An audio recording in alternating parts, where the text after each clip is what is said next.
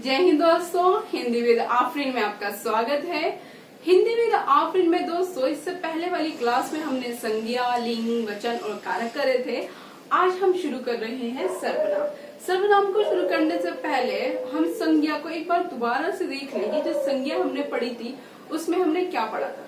तो देखिए, जब हमने संज्ञा पढ़ी थी तो हमने उसमें जाना था कि जो संज्ञा है वो किसी व्यक्ति, किसी वस्तु, किसी प्राणी या किसी स्थान के जो नाम को ही हम क्या कहते हैं, संज्ञा कहते हैं। आज हम कर रहे हैं सर्वनाम। और सर्वनाम दोस्तों वे होते हैं जो संज्ञा के स्थान पर प्रयोग किए जाते हैं। जैसे आप देखिए, जब हम सर्वनाम का अर्थ देखें तो इसका अर्थ होता है सर्व यानी सबका, और नाम का हम नाम ही लेते हैं, यानी ये हुआ सबका नाम। और सबका नाम कैसा नाम, जो संज्ञा के स्थान पर प्रयोग होता है उसको बोलते हैं हम सर्वनाम। जैसे अगर मैं यहाँ पर लिखूं कि राधा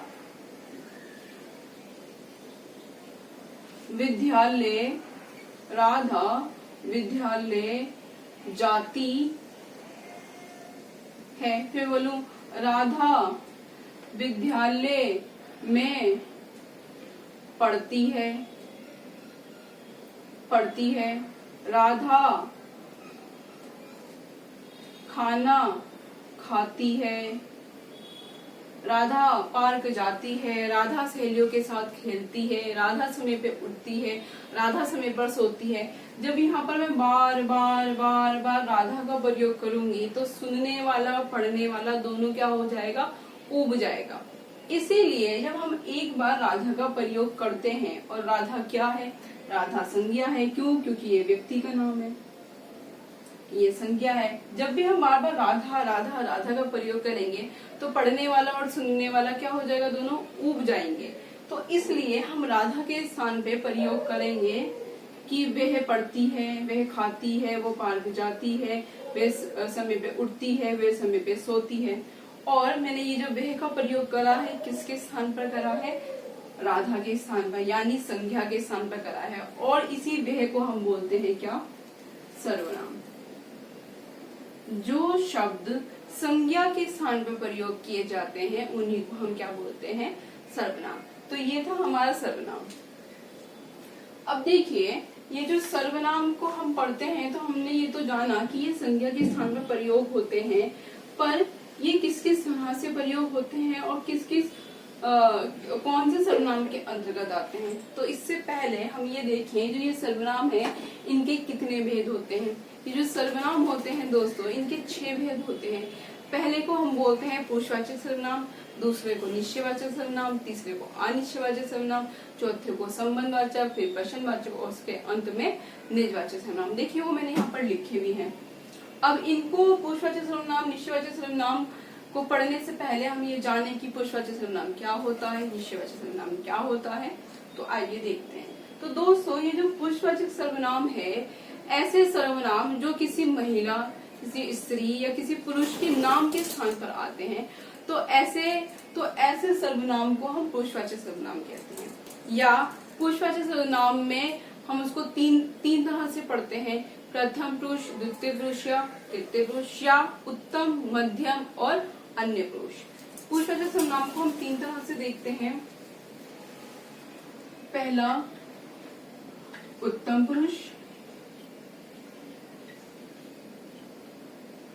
दूसरा मध्यम पुरुष,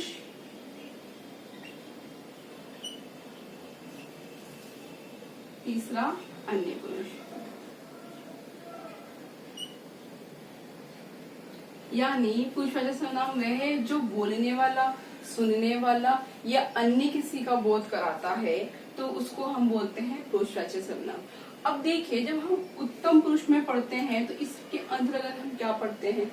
उत्तम पुरुष में दोस्तों वह आता है जो वक्ता बोल रहा होता है या जो लिख रहा होता है, उसको हम बोलते हैं उत्तम पुरुष। जिसमें आता है बोलने वाला या कर्ता करने वाला, जैसे मैं, मैंने, मेरा, मुझे, मुझको, या हम, हमारा, हमारे, हमको आदि, इस तरह से आता है। अन्य पुरुष में क्या, उत्तम पुरुष में या उत्तम पुरुष यानी प्रथम पुरुष में बोलने वाला आता है, मैं, मुझको, मैंने, या हम, हमने, हमारा, इस तरह से आता है। और मध्यम पुरुष में आता है जो सुनने वाला होता है, यानी जो श्रोता होता है, जैसे तू,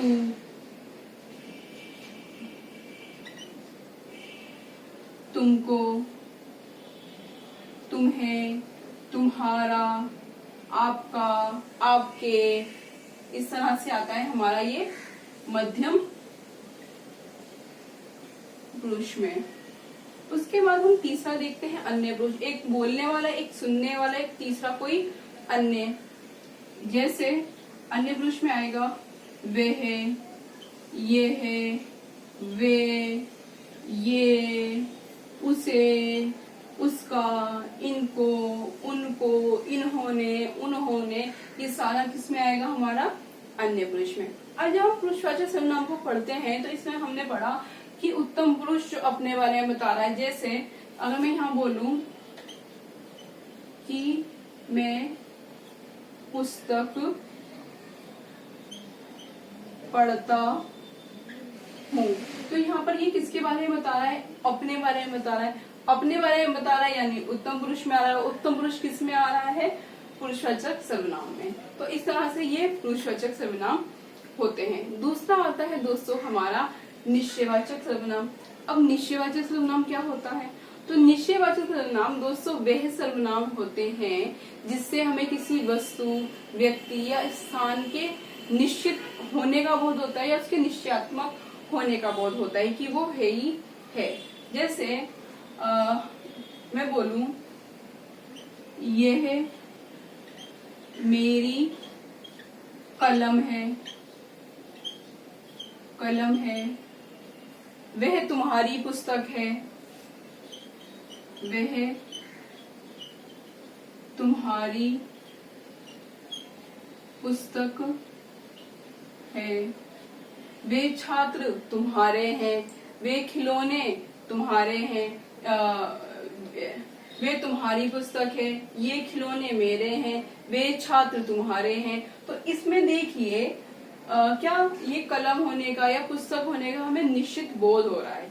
इसके साथ ही दोस्तों ये जो निश्चयवाचक सर्वनाम है इसको हम संकेतवाचक सर्वनाम भी बोलते हैं। क्या, संकेतवाचक सर्वनाम भी बोलते हैं।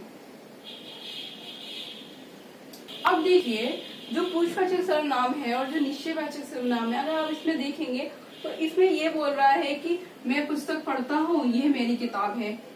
तो इसमें क्या अंतर है, मैं पुस्तक पढ़ता हूँ और ये मेरी किताब है। जबकि हमने देखा ये जो ये है वो हमारा पुरुषवाचक सर्वनाम के अन्य पुरुष में आ रहा है, तो उसी को हम निश्चयवाचक सर्वनाम में भी पढ़ रहे हैं।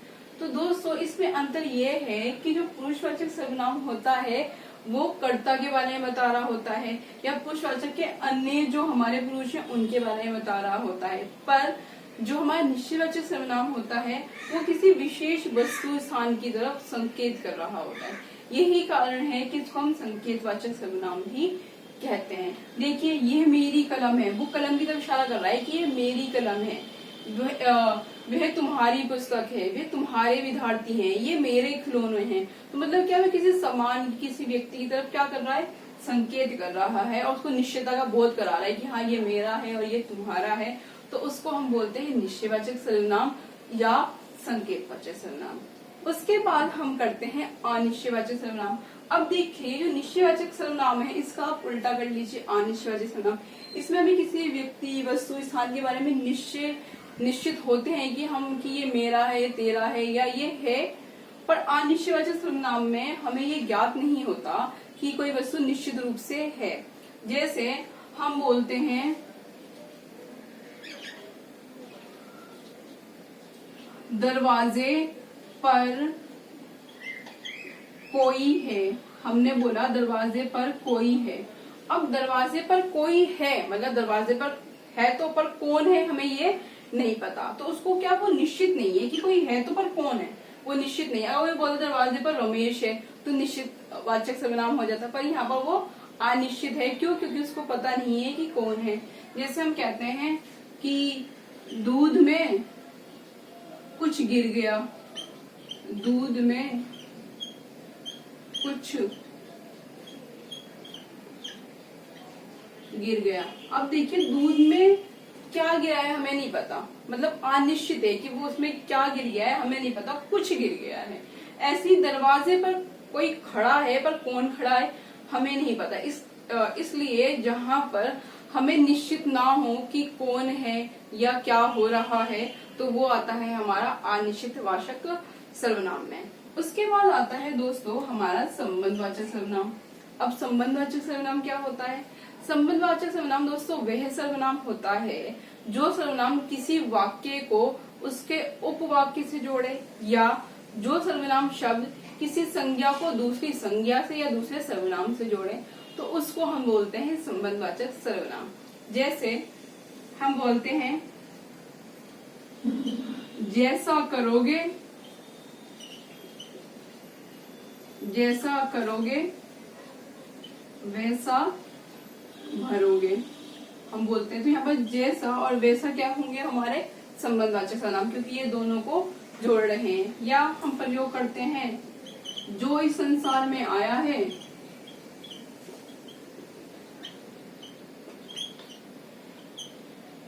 आया है सो वो जाएगा, सो वह जाएगा। तो इस तरह से हम देखा यहाँ पर जो और सो क्या कर रहे हैं?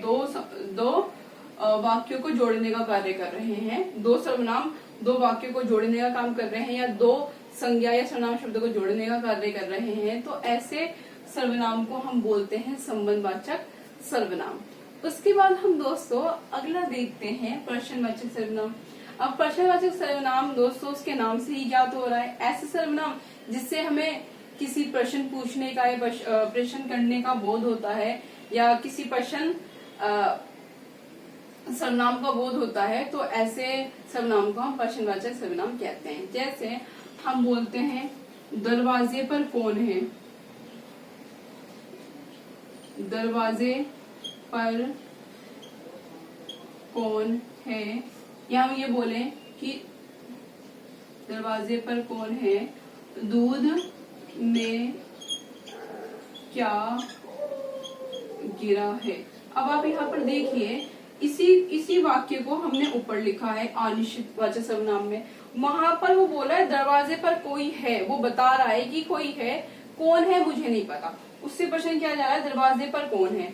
अगर वो ये पूछता है दरवाजे पर कौन है तो प्रश्नवाचक सर्वनाम, तो बोलता है दरवाजे पर कोई है तो मतलब अनिश्चित वाचक सर्वनाम। दूध में क्या गिरा है, यहाँ पर वो क्वेश्चन कर रहा है, ऊपर वो कह रहा है दूध में कुछ गिर गया है, क्या गिरा है उसको नहीं पता, तो वो तो हमारा अनिश्चितवाचक सर्वनाम और ये है हमारा प्रश्नवाचक सर्वनाम। तो प्रश्नवाचक सर्वनाम में वो प्रश्न करता है, ऐसे सर्वनाम जो प्रश्न करते हैं उनको बोलते हैं हम प्रश्नवाचक सर्वनाम। उसके बाद आता है दोस्तों अंतिम निजवाचक सर्वनाम। अब निजवाचक सर्वनाम क्या होता है? तो दोस्तों निजवाचक सर्वनाम वह सर्वनाम होते हैं जो कर्ता के निज तत्व के बारे में बताते हैं, यानी जो कर्ता है जो कार्य कर रहा है उसके निज तत्व के बारे में बताते हैं। साथ ही जो पुरुषवाचक सर्वनाम हमने पढ़ा था, इसके जो ये तीनों भेद थे उत्तम, मध्यम और निपुण, इनका भी निज तत्व के बारे में बताता है। कैसे? जैसे मैं बोलूं मैं स्वयं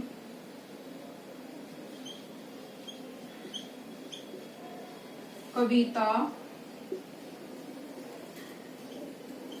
लिखती हूँ। एक हम और लिख लेते हैं,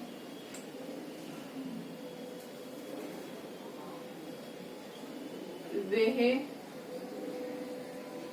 अपना पाठ स्वयं पढ़ता है। अब यहाँ पर देखिए वह पुस्तक पढ़ता है तो हमने पुरुषवाचक सर्वनाम में भी करा था, हम निजवाचक सर्वनाम में भी लिख रहे हैं कि वह अपना पाठ स्वयं पढ़ता है। अंतर क्या है? मैंने परिभाषा में क्या बताया, जो कर्ता के निज तत्व के बारे में बताए या पुरुषवाचक या पुरुषवाचक सर्वनाम के जो तीनों भेद हैं उनके बारे में बताए तो उसको हम बोलते हैं निजवाचक सर्वनाम। देखिए ये कर्ता के बारे में कैसे बता रहा है। वे कह रहा है मैं कविता लिखती हूँ, होता तो पुरुषवाचक सर्वनाम होता, पर उसने बोला है मैं स्वयं कविता लिखती हूँ, यानी अब वो कविता लिख रही थी तो वो देख के भी लिख सकती थी, पूछ के भी लिख सकती थी, पर यहाँ पर वो अपने बारे में बता रही है कि जो मैं कविता लिखती हूँ वो मैं खुद लिखती हूँ, तो मैं स्वयं कविता लिखती हूँ। जहाँ पर स्वयं आ जाए यानी वो कौन सा सर्वनाम होगा, वह होगा निजवाचक सर्वनाम। इसी तरह से वो कहता है वह अपना पाठ स्वयं पढ़ता है। अब यहाँ पर देखिए वह किसके लिए प्रयोग हो रहा है, अन्य पुरुष के लिए वह। तो मैंने परिभाषा में ये भी बताया कर्ता अपने लिए तो प्रयोग करेगा ही, उसके अलावा उत्तम पुरुष, मध्यम पुरुष, अन्य पुरुष के लिए भी प्रयोग ये होता है। वह अपना पाठ स्वयं पढ़ता है। यहाँ पर भी पुस्तक पढ़ रहा था, पर पुस्तक पढ़ तो रहा था, पर कैसे, उसकी माता जी पढ़ा रही थी, उसकी बहन पढ़ा रही थी, उसके अध्यापक पढ़ा रहे थे, कौन नहीं पता। पर यहाँ पर वो कहता है निजवाचक में कि मैं अपना पाठ स्वयं पढ़ता हूँ, यानी यहाँ पर आ रहा है स्वयं, तो ये क्या हुआ हमारा निजवाचक सर्वनाम। इसी तरह से हम देखते हैं वो बोले कि मैं अपना खाना खुद बनाता हूँ, मैं अपना खाना खुद बनाती हूँ। अगर वो ये बोले मैं खाना बनाता हूँ, तब पुरुषवाचक सर्वनाम कि वो बता रहा है अपने बारे में उत्तम पुरुष में, पर वो बोल रहा है मैं खुद, मतलब निज तत्व के बारे में बता रहा है। जहाँ पर खुद आ जाए, स्वयं आ जाए, वो होंगे कौन से, निजवाचक सर्वनाम। तो वो कह रहा है मैं अपना खाना खुद बना रहा हूँ। वैसे वो खाना बना रहा होता तो समझ में आता, तो हम ये भी समझ सकते थे कि उसने अपनी माता की मदद ली हो, अपने बड़े भाई की, अपनी बहन की मदद ली हो, पर यहाँ पर वो कह रहा है कि मैं अपना खाना खुद बना रहा हूँ, मैं अपना पाठ स्वयं पढ़ रहा हूँ, मैं गाड़ी से स्वयं आ रहा हूँ, मैं आप ही चली जाऊंगी, मैं आप ही आ जाऊंगी। तो इस तरह से वो खुद के बारे में बता रहा है, इनके तीनों भेदों के बारे में, निजतत्व के बारे में बता रहा है, तो वो आता है हमारा निजवाचक सर्वनाम में। तो दोस्तों आज हमने देखा कि सर्वनाम क्या होते हैं, उनके भेद जाने, उन भेदों में किस प्रकार से पुरुषवाचक में भी 3 भेद हैं उनको हमने समझा यहाँ पर उदाहरण के माध्यम से। एक चीज दोस्तों और, इसमें जब आप आगे पढ़ेंगे इन सारी चीजों को, संज्ञा, सर्वनाम, विशेषण, क्रिया, काल, तो उसके बाद एक प्रकरण और आता है हमारा, एक टॉपिक, उसको बोलते हैं हम पद परिचय।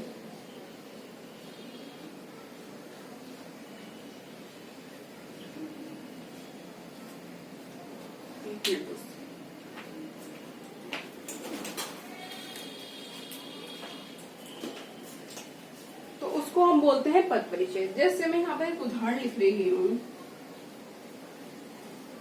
मैं पुस्तक पढ़ता हूँ, पहला वाला उदाहरण लिख लिया हमने, मैं पुस्तक पढ़ता हूँ। अब देखिए पहली चीज तो ये कि आप जितने भी विषय कर रहे हैं, जितने भी टॉपिक, संज्ञा, सर्वनाम, विशेषण, क्रिया, काल, इनको अच्छे से करिए, क्योंकि अगर आपको ये अच्छे से आएंगे उसके बाद ही आप पद परिचय कर पाएंगे। और हिंदी के जितने भी कॉम्पिटिटिव एग्जाम हैं उन सब में पद परिचय पूछा जाता है, और ये बहुत आसान है। अगर आपको ये सारी चीजें अच्छी समझ में आती है तो आप बिल्कुल इसको आसानी से कर लेंगे। इसके साथ ही जो 10th क्लास की एनसीईआरटी का सिलेबस है, सीबीएसई बोर्ड का सिलेबस है, एनसीईआरटी की बुक है, उसमें पद परिचय 4 नंबर का आता है। तो ये स्कूल के विद्यार्थी के लिए और बाद के विद्यार्थी के लिए, दोनों के लिए ही समान लाभदायक है। अब देखिए मैं पद परिचय की बात कर रही हूँ, उसी में से आपको वो पद परिचय दे सकता है। कैसे, जैसे उसने आपको एक वाक्य दिया, मैं पुस्तक पढ़ता हूँ, यहाँ पर छोटा है, एग्जाम में और बड़ा आता है, तो अभी के लिए मैं आपको ये करवा रही हूँ। जब पद परिचय करेंगे तब उसको हम अच्छे से डिटेल में करेंगे। तो देखिए ये जो पद परिचय है उसमें एक वाक्य दिया है, मैं पुस्तक पढ़ता हूँ। एग्जाम में वो क्या करेगा, आपको इसके नीचे अंडरलाइन करके दे देगा, रेखांकित करके दे देगा इस शब्द को, और बोलेगा कि जो मैं है उसका पद परिचय दीजिए। तब आप मैं का पद परिचय कैसे देंगे, आपको पता है मैं पुस्तक पढ़ता हूँ, कार्य कौन कर रहा है, कोई स्त्री या कोई पुरुष कर रहा है, पर यहाँ पर कौन कर रहा है, पुरुष, क्योंकि पढ़ता हूँ आ रहा है। तो मैं कौन सा है, किसी संज्ञा के स्थान पे प्रयोग हुआ है, तो हम जानते हैं ये जो मैं है वो क्या है, ये सर्वनाम है। उसके बाद कौन सा सर्वनाम है, मैं आ जाइए ऊपर, मैं पुरुषवाचक सर्वनाम है, तो आप लिखेंगे ये सर्वनाम है, फिर ये पुरुषवाचक सर्वनाम है। अब पुरुषवाचक सर्वनाम में कौन सा सर्वनाम है, तो ये उत्तम पुरुष सर्वनाम है। उत्तम पुरुष है। उसके बाद देखिए ये जो मैं है ये कौन सा वचन है, एक वचन है या बहुवचन है? ये एक वचन है। क्यों? क्योंकि यहाँ पर मैं लिखा है, हम नहीं लिखा, हम पढ़ते हैं। अगर हम लिखा होता तो बहुवचन होता, मैं लिखा है तो एक वचन है, तो यहाँ पर हम लिखेंगे एक वचन। उसके बाद इसमें देखिए जो एक वचन के बाद ये कौन सा लिंग है, स्त्रीलिंग है या पुल्लिंग है? पूरा वाक्य देखिए, मैं पुस्तक पढ़ता हूँ। पढ़ता हूँ तो मतलब मैं क्या है, मैं पुस्तक पढ़ती हूँ तो स्त्रीलिंग, मैं पढ़ता हूँ तो पुल्लिंग। तो ये हो गया हमारा पुल्लिंग। इसके बाद देखिए इसमें जो क्रिया है वो कर कौन रहा है, मैं कर रहा है। तो मैं क्या हुआ, कर्ता कारक हुआ। कारक इससे पहले वाली क्लास में हम कर चुके हैं। जो कार्य को कर रहा होता है उसको हम कर्ता कारक कहते हैं। और यहाँ पर कार्य को कौन कर रहा है, पढ़ने का कार्य कौन कर रहा है, मैं कर रहा है। तो यहाँ पर कौन सा कारक आया, कर्ता कारक आया। तो आप देखिए पद परिचय में उसने पूरा मैं का परिचय जान लिया कि पहले ये है क्या, ये संज्ञा है, विशेषण है, क्रिया है, काल है, क्या है। तो आप बताएंगे ये जो मैं है वो क्या है, सर्वनाम। उसके बाद ये पुरुषवाचक सर्वनाम है। उसके बाद ये उत्तम पुरुष है। उसके बाद ये एक वचन है। उसके बाद ये पुल्लिंग है। कौन सा कारक है, कर्ता कारक है। तो इस तरह से हम इसका पद परिचय देख रहे हैं। ये आप तब कर पाएंगे जब आपको ये सर्वनाम अच्छे से पता होंगे कि सर्वनाम क्या है, फिर कौन सा सर्वनाम है, उस सर्वनाम का कौन सा भेद है। इस तरह से वो ये भी दे सकता है कि दूध में कुछ गिर गया है और यहाँ पर वो कुछ को रेखांकित कर देगा और आपसे बोलेगा कि कुछ का पद परिचय दीजिए। तो आप बताएंगे कुछ क्या है, सर्वनाम है। कौन सा, अनिश्चयवाचक सर्वनाम है। इस तरह से आप कुछ का क्या करेंगे, पद परिचय देंगे। तो दोस्तों आज की क्लास में हमने सर्वनाम करे। अब देखिए सर्वनाम में वो आपको प्रश्न किस तरह से देगा। पहले तो वो आपको प्रश्न इस तरह से दे सकता है, वो आपसे पूछेगा कि जो सर्वनाम है उसके कितने भेद होते हैं। ऑप्शन में दे देगा वो आपको 3, 4।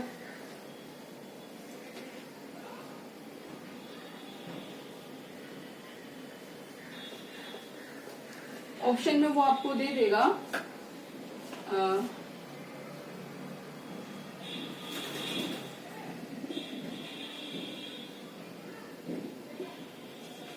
कि जो सर्वनाम है उनके 4 भेद, 3 भेद, 5 या 6। तो आपको पता है जो सर्वनाम है उसके 6 भेद होते हैं। उसके बाद वो पूछ लेगा आपसे, जैसे उसने आपको यहाँ पर एक शब्द दे देगा, वो उसने आपको शब्द दिया आप, और वो ये पूछ लेगा ये जो आप है ये कौन सा सर्वनाम है। या उसने आपको दे दिया मैं दे दिया और पूछ लिया आपसे, ये पूछा गया प्रश्न है पेपर में कि मैं कौन सा सर्वनाम है। तो आप जानते हैं ये जो मैं है वो ऑप्शन देगा आपको पुरुषवाचक, निश्चयवाचक, अनिश्चय या संबंधवाचक। तो आप बताएंगे मैं क्या है, पुरुषवाचक सर्वनाम है। अगर इन 3 में से पूछ लेता है कि वो कौन सा पुरुष है तो आप बताएंगे मैं क्या है, उत्तम पुरुष है। इस तरह से वो आपसे प्रश्न पूछ सकता है। दूसरा, वो आपको एक शब्द दे देगा। उसने आपको एक वाक्य दे दिया या उसने आपको एक शब्द दे दिया कुछ या कोई। उसने आपको एक शब्द दे दिया कोई और वो आपसे बोलेगा ये जो कोई है ये कौन सा सर्वनाम है, ये कौन सा सर्वनाम है, ये पुरुषवाचक है, निश्चयवाचक है, अनिश्चय, संबंधवाचक है। तो क्या हम जानते हैं जो कोई है वो अनिश्चयवाचक सर्वनाम है। कैसे? क्योंकि कोई से हमें पता चलता है कि हम निश्चित नहीं है। कोई आया है, कोई जा रहा है, कोई दरवाजे पे खड़ा है।